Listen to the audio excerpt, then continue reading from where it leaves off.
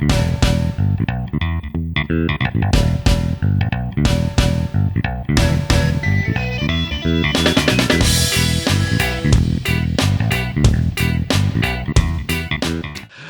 evening. Happy Thanksgiving, boys and girls. It is week 14 of the college football season, and therefore week 14, the final week of the regular season for the Carla and Crappy Show, as well as the rest of college football. Carla, how you doing? I'm okay. This is we were just talking about this before you hit record that we're here already. Like, how did that happen? I know. And I'm not sure how it happened. And also we're doing a rivalry week show. And I'm not in a hotel room, which is also nice. Which is nice. This year we are the folks who live in Tennessee, and we are waiting for Pennsylvania to come to us. Okay. So they are on their way. The whole family's coming here. The joy of buying a house is that everybody wants to come visit. You have a house. So you have a house. So you're eating pie? I felt left out because of the cupcakes last week. Plus, we're taste testing pie for various holiday things. And boy, this is good. I just have wine. It's pie and preparation beer. Preparation for family. I don't. We have a lot of ground to cover, and a lot of pie to eat, and beer and wine and all that stuff. We will start, as we have been recently, with a look at the newest college football playoff rankings that were just released today. I have to admit being pleasantly surprised at how this stuff shook out today. Ohio State is number 1. LSU is 2. Clemson and Georgia are 3 and 4. Those two guys did not change. Bama is still at 5. Utah has moved up to 6, then followed by Oklahoma, Minnesota, Baylor, and Penn State, which actually was not penalized much for a really solid game in Columbus last weekend. How did the committee do with this one? It's interesting. As I was looking at this, I missed the show as we were talking. I got stuck in traffic trying to get back home because it's raining in Nashville, which means nobody knows how to drive. Yeah, raining in Nashville 2 days before Thanksgiving. That's a terrible combination. So I missed the entirety of the playoff show.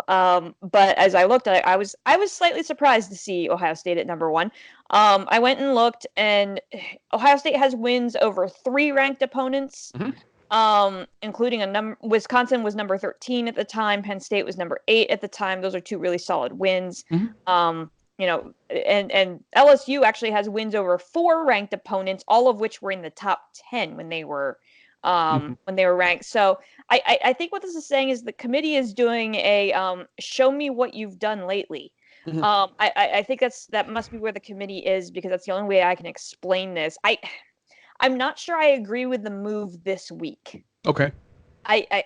LSU is going to have an easier week this week against Texas A&M than Ohio State's going to have against Michigan. I think if Ohio State beats Michigan, then I definitely wouldn't have a problem with having Ohio State number 1. But I don't know. I mean, these two teams are real close to each other. I think so. And I think we'll get to see that I'm hoping we get to see that on the field as this plays out. But I was a little surprised. And I didn't get the committee's justification was that they thought that Ohio State was the more complete team. Mm-hmm. When has LSU not played defense? Been an incomplete team, right? Yeah. The guy who runs, who's the chairman of the committee, and he's Oregon's athletic director, and I can't remember his name off the top of my head. He is, and he said this when Ohio State was ranked 1 before, that Ohio State's defense is what distinguishes it from again. We're comparing it to LSU at this point, so take that for what it's worth. Yeah. I am, as a fan, I would much rather be at number 1 than number 2. As much as we've ragged on Clemson this season, boy, I wouldn't want to face them I would rather not face them. I'll be happy to be in the playoff. That is the goal. But if you can avoid playing Clemson in the first game of the playoff, that's okay. I'm all right with that. Is there a path for Utah or whoever wins the Big 12 to get to the Final Four, do you think? I don't know. Oregon's loss last week really kind of crushed the Pac-12. I tweeted that when they were storming the field in Tempe. And kudos to the Sun Devils for a heck of a win. But Oregon did what Oregon does. They played to win the game. Yes, they did. Yes, they did. Thank you, Herm Edwards. Yeah. And Oregon did what Oregon always does when it goes to Arizona, and it just kind of lays an egg. I don't know what Oregon has against Arizona, but this is just a habitual thing. It doesn't matter who the head coach is, doesn't matter who the quarterback is. Oregon has problems in the state of Arizona. I think Utah's resume needed to beat a really strong Oregon team, and now you have an Oregon resume that is diminished because of a loss. Mm-hmm. Is that going to be enough to put a Utah team in, like, let's say Alabama? And I hate to bring Alabama back into this, but they're right here. I know, but the way things played out last week, it really could. It really could, because if Utah, you have a one-loss Utah team whose best win is over an Oregon team who lost to Arizona State, and you have an Alabama team whose only loss is to potentially number 1 or number 2 LSU. If Alabama beats Auburn this week, who's the committee going to take? The fact that Alabama's got a backup quarterback, maybe that's a blemish. We'll find out more this week. But if Alabama beats Auburn, unfortunately, I think they're still right in the thick of this. But just because of the way things shook out last week, Oklahoma was not convincing at all. I mean, I'm going to say this. Oklahoma flat out got lucky last weekend to pull out that win. And I don't know if Baylor can beat Oklahoma. Is that, if Baylor's undefeated, does that get them in? I don't know. I don't like Alabama sitting at 5. Okay. It's going to be a tough road to haul. It's going to be real interesting in the next 2 weeks to see how this all shakes out. I think... my sense is if the top 4 is relatively static, that is Ohio State wins out, Clemson wins out, LSU beats Georgia in the SEC title game. I still unless the SEC title game is a blowout, I kind of think that the top 4 will stay as it is. But if there's a blowout, if Alabama struggles with Auburn. I don't want to be dismissive of Minnesota. If Minnesota wins out, do they get there? Yeah, I think so. I think so. Think they would. If they beat Ohio State, I think that's a good resume. Yeah. So there's still, if it goes as I think it will go, Ohio State, LSU, Clemson, Georgia in some form of those 4, I think that's probably what that's probably what we're looking at. But watch the SEC title game, obviously, and see what happens there, because that's when a 4th spot could possibly open up. Right. I want to jump in real quick because we didn't say anything about our game last week. Yes. And I was real pleased to see Penn State stay at 10, although I did laugh. It's the highest 2-loss team sitting at number 10. And I looked at the rankings and I was like, you know what? This is just all setting up for a Florida-Penn State bowl game somehow. Somehow, I know that's not what the committee has, or that's the projections right now have them playing Virginia Tech in the Orange Bowl, and I'll take that. But this is just setting up somehow, some way. The football gods are going to figure out a way to make Penn State play Florida in the bowl game, which is, if you look historically, is not a great matchup for the Nittany Lions. But last week, since we're going to be talking about your game this week, I said Penn State had to play a perfect game. Mm-hmm. I was happy to see them down 14 at the half. They hung tight and the third quarter was nearly perfect. And when I knew the tide turned? When they were driving to go down and tie the game, and there was a false start penalty. Yes. And that killed all the momentum on that drive. And they settled for the field goal. And when they settled for the field goal, I said, I don't know if they're going to be able to pull this win out now.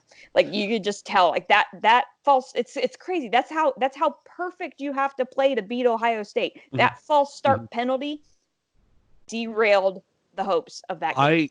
I love the notion that Ohio State got a test before this game, before what would be a Big Ten title game and whatever else happens to that. And I've been waiting all season for this. I've been waiting. We didn't really get one from Wisconsin. Certainly didn't get one from Michigan State. That you would face a defense that force turnovers, and that's something that you have to deal with, and something literally Ohio State had to deal with for the first time all season. That was Penn State's easily the best team that Ohio State has played so far this year. I suspect that they're still better than Michigan. And that's borne out by the rankings. But so that was it was a great game. It didn't rain the whole time, which was really nice. Yeah.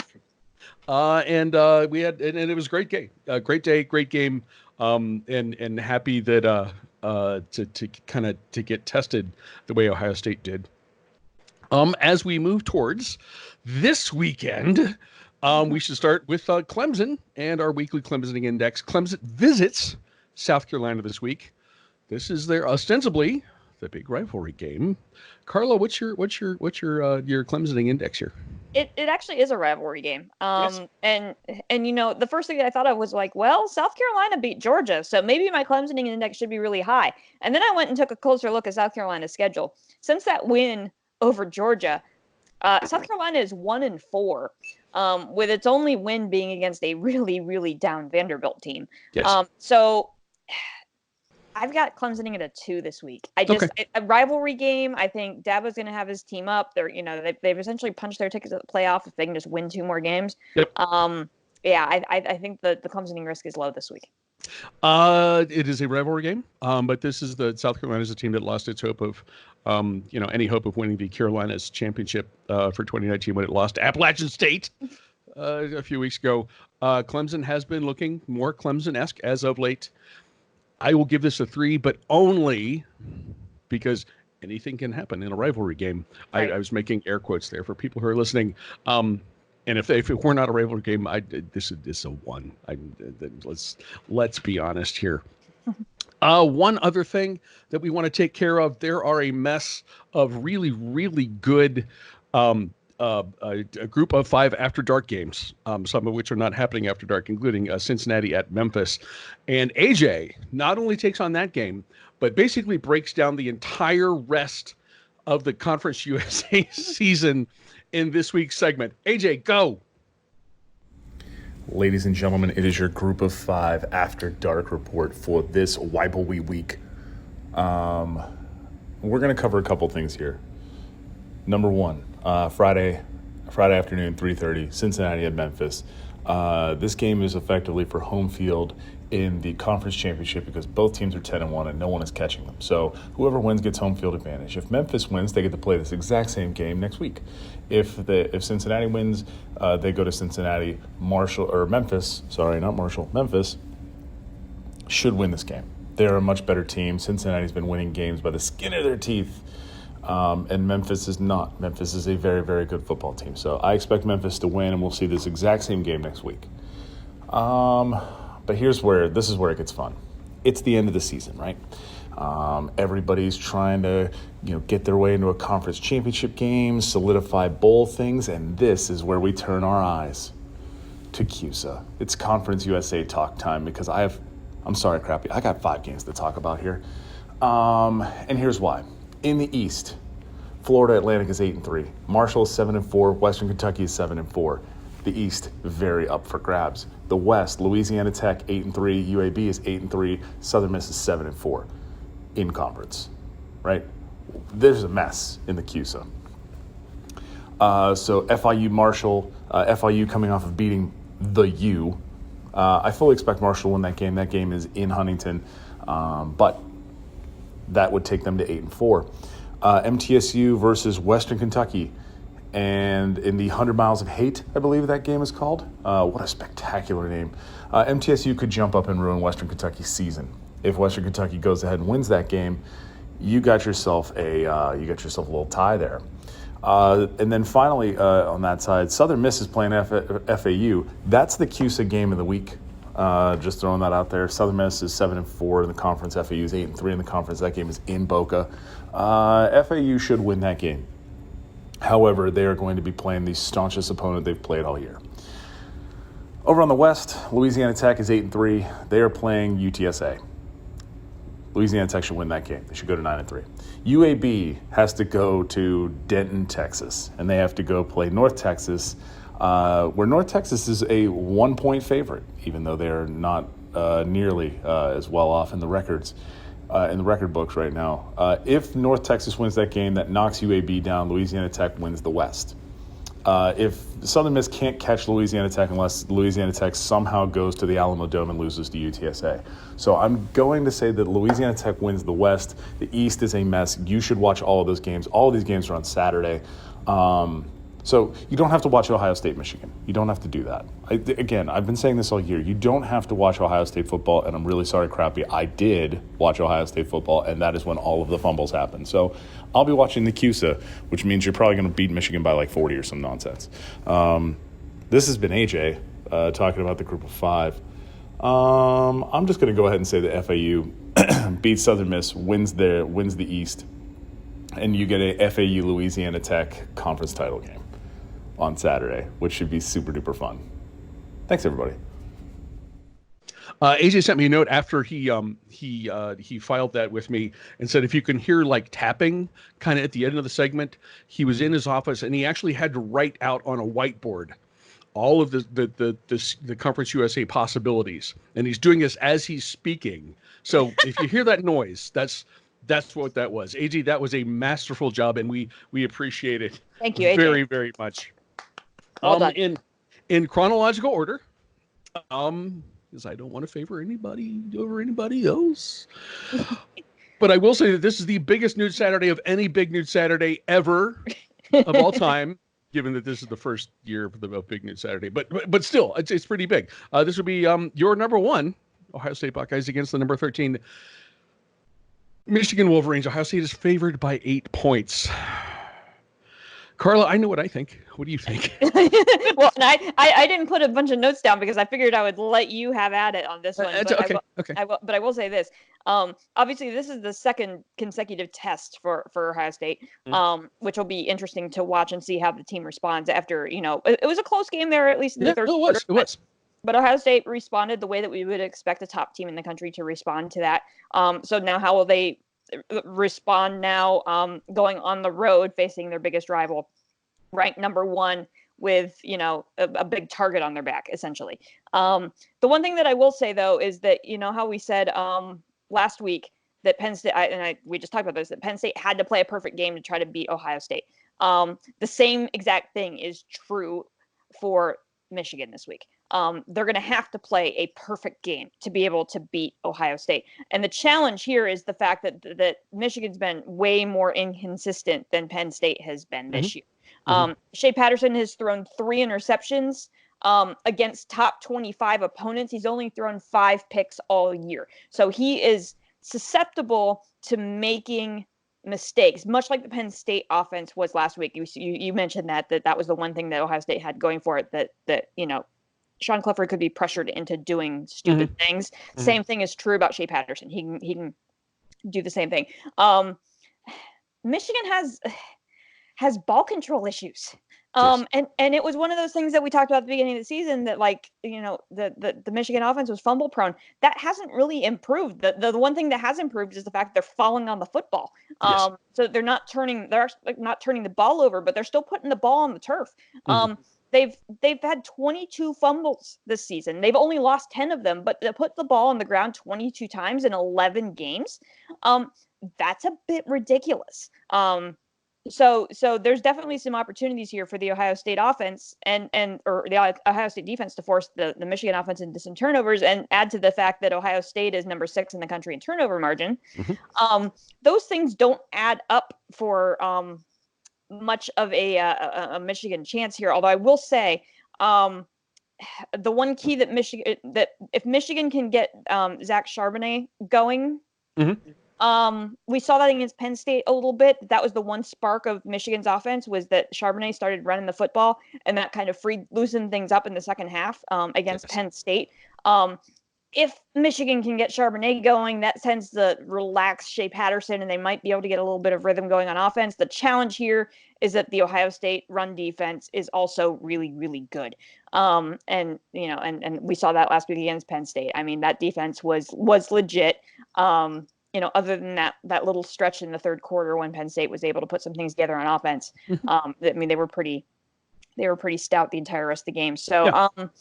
I like the Buckeyes in this game. I've been, we've been dogging Michigan all season. Why stop now? I really just I think Ohio State's going to win this game. The only thing, rivalry game maybe might be a little closer in the first half than we would expect, but no, I think Ohio State's the better football team. They're going to win this game.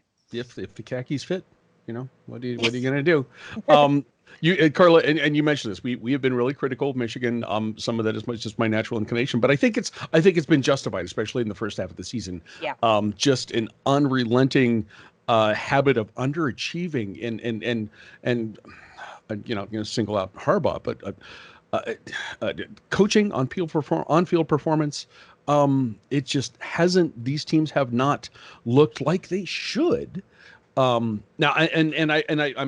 I'm stressing this because I think in the second half of the season, basically starting with the second half of the game at Penn State, Michigan has looked a lot better. And it happened like 2 weeks after Harbaugh said the offense is actually where he wanted it to be, which sent me into fits of giggles. After Harbaugh said in the Penn State game, this was going to be Michigan's finest hour. Like it was right after halftime of the Penn State game, and then it wasn't, and they came back in the second half, but then they and I mean it was that half of football was their best performance of the season to that point. Right. And I think they've looked a bit more like what everyone expects them to be, and what you would expect to be from expect to see from a Michigan football team. Is it enough on Saturday? This improvement. No, it's not. They don't run the ball consistently, and that eventually becomes an excuse for the Ohio State pass rush to have just a green light to tee off on Shea Patterson, and that's when he makes mistakes. Its run defense is solid, but we know from years past that they struggle to defend a quarterback who can run. We've seen that with JT Barrett, who never lost to Michigan. And I bring that up a week after Ryan Day called more quarterback keepers for Justin Fields than he had in any other game this season. So, the coach is like, we're going to protect him until we need him. And, these last few games of the season, they're going to need him. So they expect to see Justin Fields running the ball a little bit more.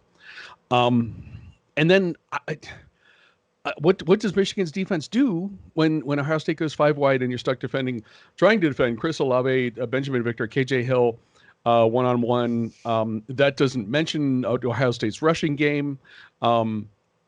It's a rivalry game, and yes, anything can happen in a rivalry game, and I want this to be a rivalry. I do, but Michigan's not there yet. Last week, I was hesitant, and I might have actually said I don't think Ohio State's going to cover. That line against Penn State, and they didn't this week, and they did not. I was right about that. Mm-hmm. Ohio State's going to cover this week, and I think in the end, this will be a fairly comfortable win. Maybe not at halftime, but in the end, I think I will be able to relax and hang up Christmas decorations and stuff. Speaking of which, at 3:30, number 5 Alabama versus number 15 Auburn. Alabama is favored by 3.5. A few years ago, when Auburn ran back a missed field goal to win the Iron Bowl, I was putting up Christmas decorations after an Ohio State win in Ann Arbor and watching on TV. Can that magic happen again? You know what? I think it could this year. I really do. Had you told me at the beginning of the season that entering the Iron Bowl that Auburn would actually have the more experienced quarterback entering the game, I would have laughed in your face. But here we are, right? All season I've been saying, welcome to the SEC, Bo Nix. Welcome to the SEC, Mac Jones. Now Mac Jones had a great week last week, but of course we talked about this. We expected that against the cupcake that was with Western Carolina. Yes. In fact, he only played the first half of that game. He played just a few snaps into the second half, and then they put in the third stringer, which interestingly enough is Tua's little brother.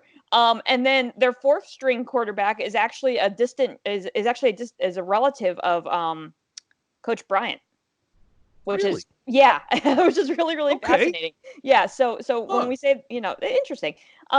So we don't really know a lot about Mac Jones. This is only his third career start. It'll be his first career start on the road, and talk about a great way to kick off your road career in the throes of Jordan Hare. But here's the thing about Mac Jones, and this is a great point that ESPN brought up.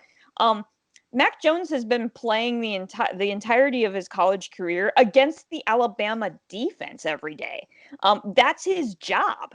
As the backup quarterback, he's quarterbacking the scout team. Right. And so maybe he's ready for this. We don't know. He's not actually seen game action, but man, it's going up against that Alabama defense every day in practice.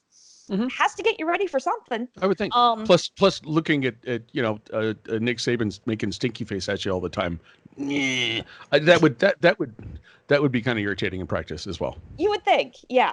And also trying to keep your job ahead of Tua's little brother. I would think would be a motivating factor too. So we have that. We really don't know a lot about Mac Jones in this game.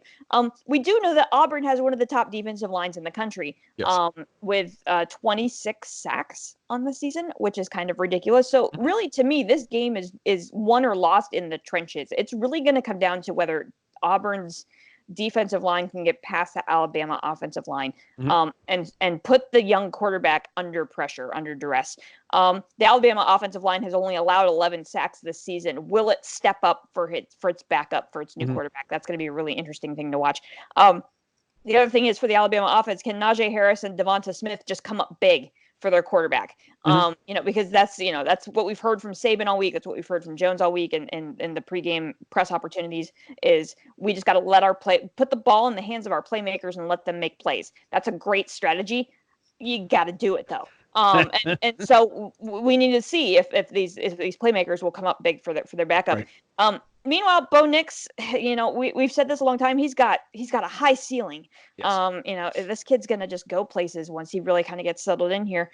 They're playing at home. They've got the more experienced quarterback of this game, which again is ridiculous, but that's where we are.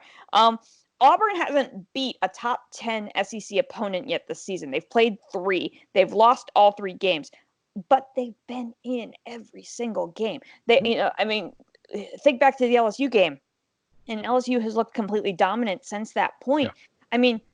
Auburn only lost by 3 in that game, and they came back late and had a chance. It was an onside kick recovery that kept Auburn from a chance to tie that game.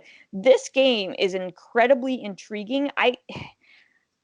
I'm leaning Tigers in this game. And the only reason why is they're playing at home. They got the more experience. This is the offense they've been running all season. It feels like this is an opportunity for Alabama to crack. And if that happens, we have chaos for the 4th spot in the playoff. We do. Yes, we do.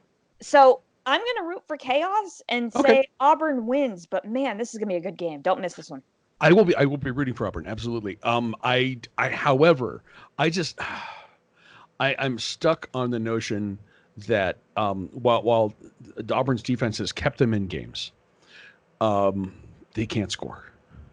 They cannot score. I don't remember. I read this thing this afternoon as I'm putting my notes together. How many turnovers against the Georgia that they forced, and they got they got like 2 touchdowns or 2 field goals out of these turnovers. I'm like, wow, that's not going to fly in this game, even at home. Bo Nix is. I think Bo Nix is going to be an exceptional quarterback at some point. Perhaps even starting next fall when he is. When he's got a year under his belt. But in this game, what I can see is if Mac Jones is able to throw the ball just enough to keep a pass rush out of his face. Najee Harris is averaging 6 yards a carry, and that's all you need. That's really all you need. If you can get a solid running game, if you can run the clock, this isn't going to look like our recent SEC games. This is going to look more like the old SEC games that you and I used to make fun of. The 6-3 game. I don't think it's going to be 6-3, but this is not going to be a high scoring. But I think Alabama can control the ball, keep the pressure off of Mac Jones. and if it even with a slight lead, Auburn's going to struggle to keep up. So I think that's going to be enough for the Crimson Tide. Even though that's not what I would really want to see happen. If for some reason you don't want to watch that game at 3:30, you can also watch. And I'm gonna have a couple screens going with this one. Yeah. Also at 3:30 on Saturday, number 12 Wisconsin at number 8 Minnesota, and Wisconsin is favored by 2.5 points on the road. Wow, Carla, what do you think? This is, gosh, you look at the numbers in this game. And this is almost as dead even as you can get at this point in the season. It's really crazy how statistically even these two teams are. And so the first thing that I have here written in my notes is which team wants this more? Yep. I mean, that's really what this boils down to. When you have two teams this statistically even that match up against each other this well, that's who wants it more. And Minnesota's playing at home. Mm-hmm. Wisconsin has a better scoring defense, but everything else is negligible statistically. We've seen Tanner Morgan, quarterback for Minnesota, in action. I've seen that firsthand, unfortunately. And we talked about this after the Penn State loss to Minnesota. That we both greatly underestimated Tanner Morgan. Yeah. And that's still the case. Now it is true that that Minnesota is coming off of this loss to Iowa. Although I went back and I looked at the game, I didn't see a lot of that game. Minnesota didn't make any mistakes in that game. The big reason that Minnesota lost that game was because its defense got off to a slow start. There were no turnovers. There was no, Minnesota's defense just got off to a slow start. And then it just wasn't able to catch back up again. And they missed a field goal to start the game too. So it was like they were slow start, and then Minnesota had a chance to go down and kick field goal. They missed it. And so then suddenly Iowa's up 2 scores. And that was just too much for them. But they fought their hardest to come back in that second half. Yeah. When you look at Wisconsin, you say, well, Wisconsin's got 2 losses. Okay, but one of those losses is to Ohio State. And at this point, I actually kind of discount that because those two teams I feel like are completely different playing fields at this point. So, Wisconsin's loss that I'm taking into consideration here is the inexplicable loss to Illinois. And since that has happened, and they lost both those games back-to-back weeks, Wisconsin seems to have righted the ship, and so to go even beyond that, they've righted the ship behind the legs of Jonathan Taylor. Sure. His legs in the last 3 games, absurd. He's had 200 plus yards in each of the last 3 games. So can this Minnesota defense slow down Jonathan Taylor? I don't know, and that's the thing. So when you're looking at this game, both teams can score. The Wisconsin defense is going to be pushed by the run pass option that Minnesota runs, because no other team in the Big Ten, other than maybe Ohio State, but it's a different version of the run pass option.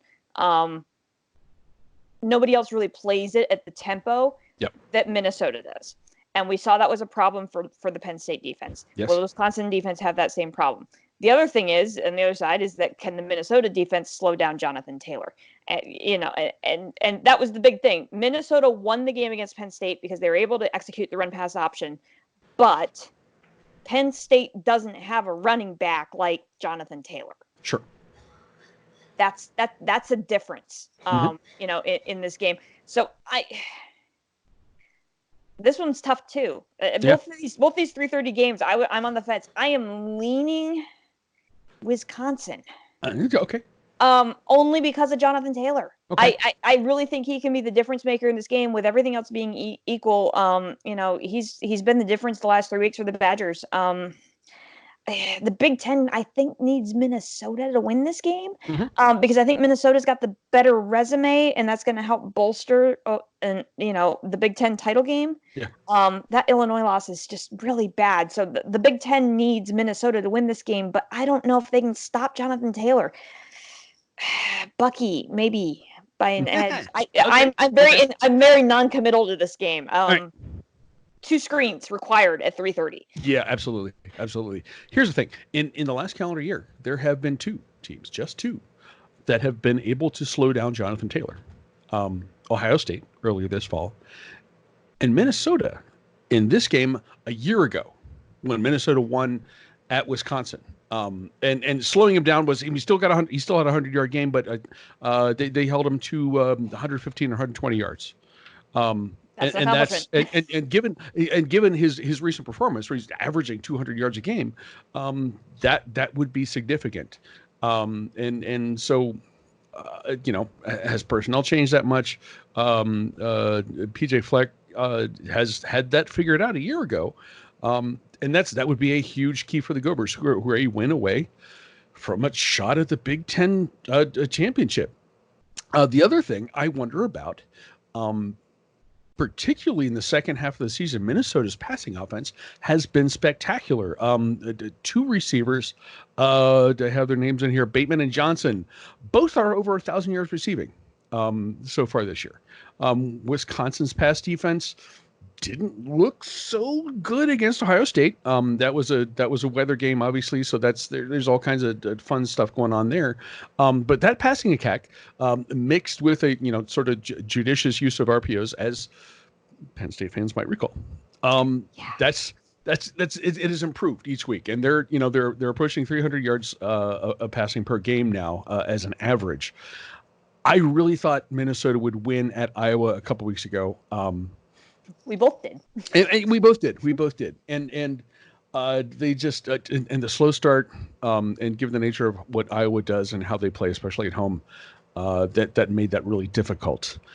This time it is the Gophers hosting this game, and this time that is going to put them over the top against Wisconsin for the first time since the mid '90s. Back-to-back wins against the Badgers. So, I'm going Minnesota in this one.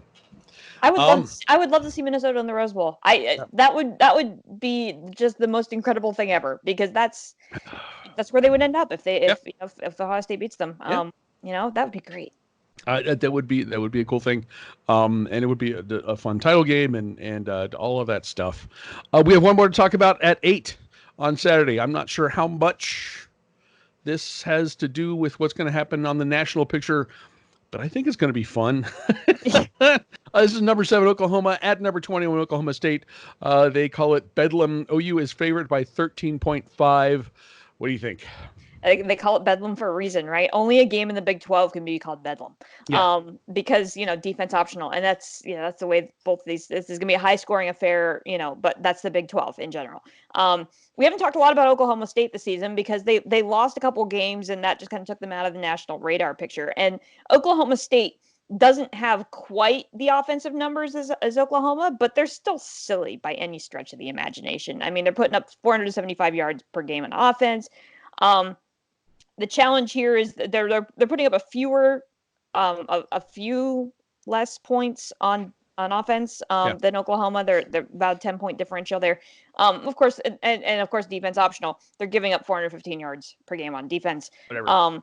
And the secondary is a liability. For the Cowboys, and that's just always been the way Jeff Gundy's teams have been. Is that their secondary is always a liability, and the way Gundy coaches is it's fun and gun. He doesn't care. Just go out and score them. Try to tackle those guys, and we'll keep up. Yeah, and so we're in a rivalry game, and this game is being played at Oklahoma State. T. Boone Pickens Stadium. Yes, it is. And so the atmosphere is going to be raucous. It always is, but it's always fun when it's at Oklahoma State. Oklahoma flat out got lucky, as I said last week against TCU with a gratuitous call that went in their favor. And again, Oklahoma's Jalen Hurts and not much else.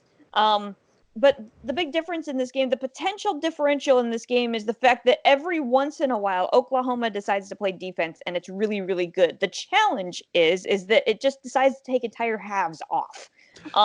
So if you go and you look at the Baylor game, I mean, the Oklahoma defense took the first half of the Baylor game off, and then they played out of their minds in the second half, and held Baylor to 16 plays. They played really, really great the first half against TCU last week, and then took the second half off and let TCU come back into that game, and probably that game should have gone longer. So is the Oklahoma defense going to decide to play or not? That's really the differential in this game. And here's the wacky thing about all this. If you're a Baylor fan, you're rooting for Oklahoma in this game, which is just the weirdest thing ever. Because you need Oklahoma to play for the Big 10 or the Big 12 title with only one loss on the schedule. Right. So I don't know. Oklahoma gets this done somehow. It's not going to be pretty. It's going to be a lot of scoring. Maybe Oklahoma will decide to play defense for a couple series, and that's the difference. But yeah, Sooners, I guess. I don't know. Okay. We'll stipulate two things right now. Number one, talking about defense in this preview is completely unnecessary. Number two, if Oklahoma is prepared and motivated, they should win this game. Yes. Period. They have the better personnel. They have the better offense. They have Jalen Hurts, who's, although he's not going to win the Heisman Trophy, he's the best player in the country. I mean, I best offensive player certainly. Yeah. But that second if, let's look. What is Oklahoma playing for? Okay. They're already in the conference title game. They can't be touched for that. Getting to the playoff, I think for all intents and purposes they are eliminated, unless something really really weird happens. And Bedlam's not even their biggest rivalry, right? Yeah. They do that in the end of September every year against Texas and Dallas. Say it.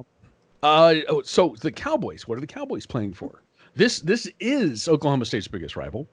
And while they can't get to the conference title game, no matter what happens, they could finish at 9-3, dramatically improve their bowl prospects, and they win the game that they want to win all year. They are built to give the Sooners trouble, because of Chuba. Is his name Chuba? Is that how you pronounce that?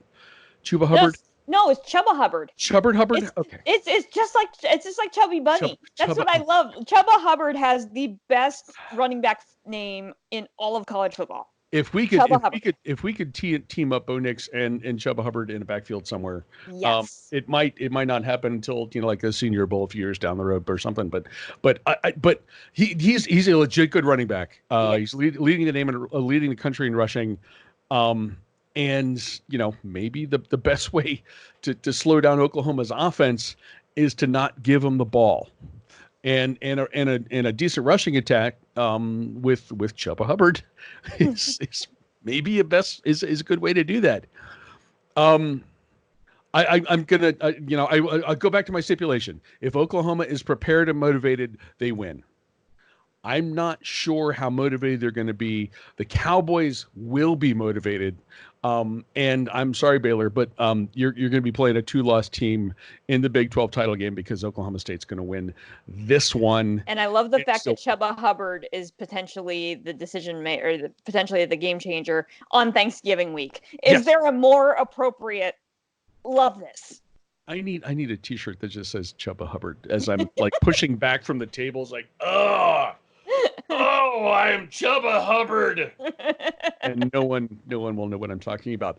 Ladies and gentlemen, you can find the Carla and Crappy Show on Apple Podcasts, Stitcher, TuneIn, and Spotify, as well as on a variety of other podcasting services. You can also watch us babble on YouTube and our Facebook page. If you dig the show, please subscribe, rate, and review. If you don't mind your own damn business. And as always, come back next week to find out how we did. Next week is our last weekly show of the season, our annual championship week show.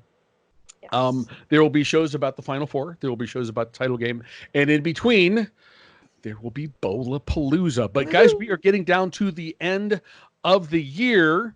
As Carla and I were discussing before we started taping, my Bobcats, they finished their game. Fortunately for you guys, they finished the game before we began. But they are bowl right. They are bowl eligible. So we'll see what happens with that. Congratulations. Carla, what's up with your sweatshirt there? My sweatshirt is my MTSU sweatshirt because, Penn State doesn't get a rivalry week because Rutgers doesn't count.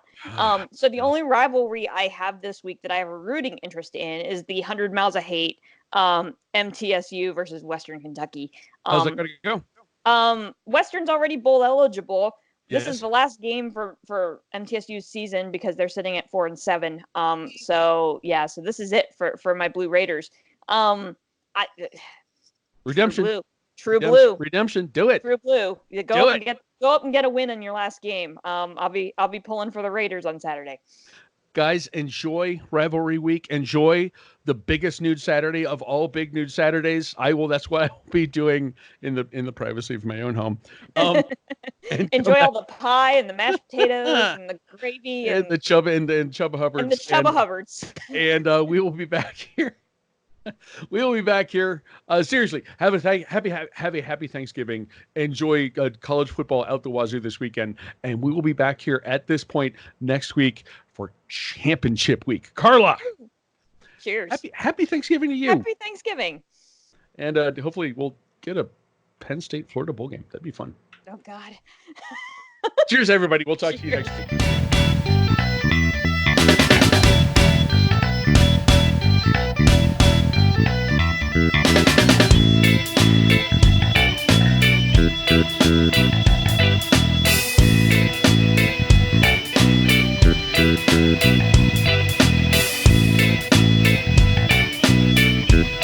Thank you.